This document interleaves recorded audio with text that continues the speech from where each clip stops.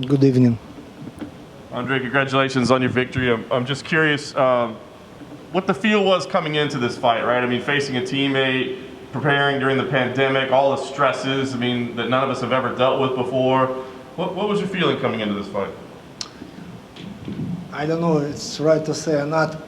I mentioned before that actually that pandemic works really well for me because at ATT, like coaches and sparring partners were divided. I knew that I have, for example, like only window for 2 hours. I can't be late. I have to give a good workout and I have to drive to different gyms. So, and at night, because all gyms closed, like for cardio, I have to ride my bicycle or run. So this pandemic, this quarantine works very well for me. About my opponent, Filippo, he's a nice guy, but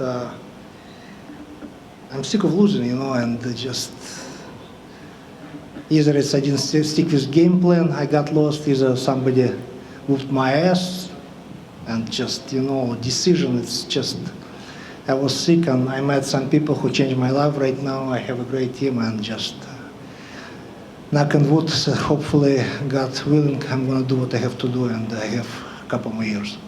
What drives you, Andrei? Because you always have to hear people say, oh, are you too old, or is the chin gone, and does he have it? I mean, it seems like it'd be easier to just say, enough, I don't want to deal with it. Before I react really bad, I just now it's your opinion and you never stoop up inside the octagon, you have to do your job. I'm going to do my job. And once Dina Costes from Chicago, my jiu-jitsu coach, first coach, he told me, disciplines, remember what you want. I'm repeat this over and over to myself every morning when I wake up. I know why I'm doing this, for who I'm doing this, and like I mentioned before, I have a great team. My wife let me do what I love to do. I'm set with fighting, and just like I said, I have a few more years. And when fighters stop growing, he's going to down. I don't want to go down. I want to go up. And I'm like other heavyweights in the line. The first round was a little bit tough. I mean, he did have speed, and I mean, was there any part of you that thought, oh no, here we go again. This young guy is too quick for me? No, I didn't think he was too quick for me, but you're absolutely right, John. My problem stick with the game plan. And something like push me, but something like hold me, come on, guy, Mike, you're not in a rush.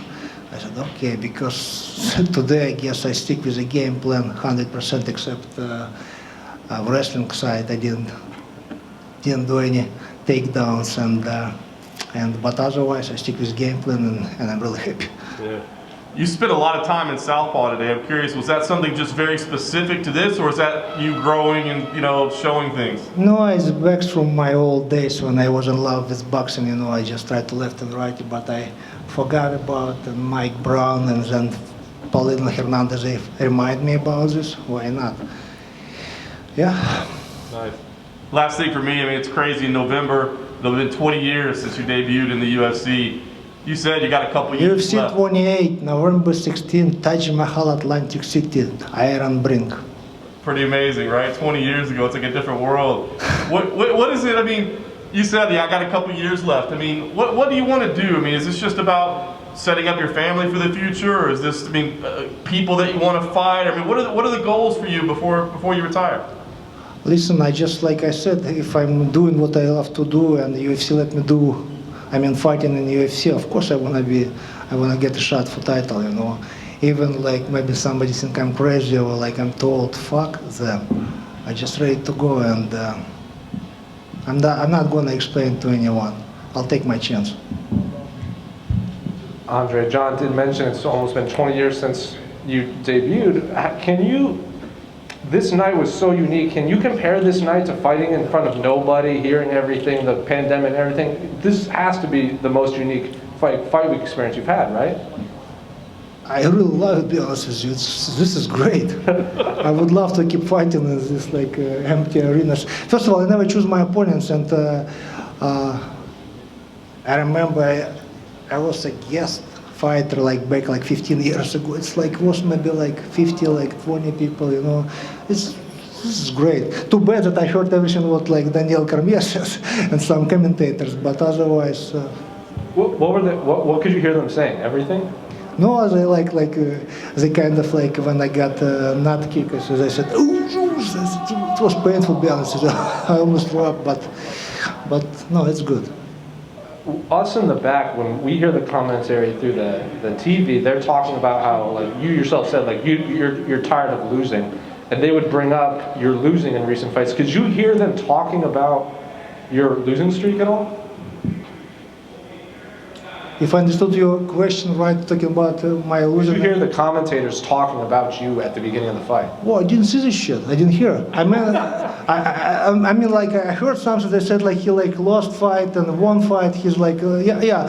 But listen, I was in my world already. I just was inside the octagon. I knew that like we did a great job with my coaches. I just need to do what I have to do. Thank you. Andre, you said this pandemic works for you. What was Only like for me, I mean like I wish Right. people like be like healthy, stay home, and just like I wish as soon as possible this shit gonna be over and we're gonna back a normal life. Of course, and what was this time period for the couple months for you as a fighter? And you're not sure if you're going to be fighting, or here you are, and what is that like? Originally, I was supposed to fight May 2nd in Oklahoma City. I remember my manager, they canceled April 18th, I believe, right? Brooklyn, New York. They canceled that show, and my manager, Abraham Gawa, told me they might cancel like a couple more shows as you're not going to fight on May 2nd. I said, okay, well, I'll wait. I bothered him every day with my calls and asked, hey, when? He told me, okay, May 16th. And he called me, I believe, 3 weeks before the fight, and he said, I got the news for you. It was 10 p.m., I remember right now. I told him, listen, guy, if it's bad news, call me tomorrow morning. If good, you can tell me right now. He said, I think it's bad, you're going to fight on May 13th in Jacksonville, Florida, like 4 hours from your home. I said, sold. So it was great. So going into that, I mean, you're trying to peak for your fight before March, and then it gets postponed. How hard is that to just recalibrate? No, actually, that I have a couple more extra weeks. It works really very good, really good for me. So everything went like smooth and like how it's supposed to be, and I really love it. You've been in the fight game, like you said, for like 20 years. I would think you and Overeem, who's also fighting this week, are the longest lasting fighters. What do you attribute that to, staying in the game and at this high level of competition for so long? I just, like I said, I want to get another shot for title, and I wish. John once says that Arlovski a little bit heavy in the middle area.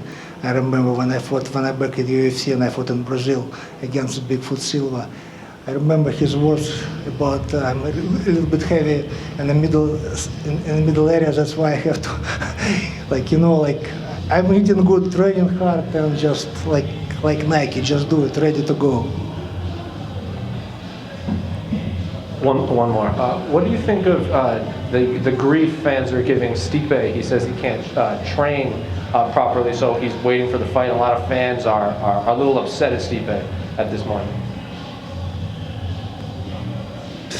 Listen, first of all, he's a first responder from my understanding, right? He's a firefighter. No, it's up to him. I can't judge him. I understand what he means. He can't fight because he's a firefighter. At the same time, I understand like Cormier, I understand Dana White. Come on, guy. You're fighting in the best MMA organization in the world. You have to like choose what you want. So I don't want to judge him. It's up to him. But be honest with you, I don't know what I would do in his position.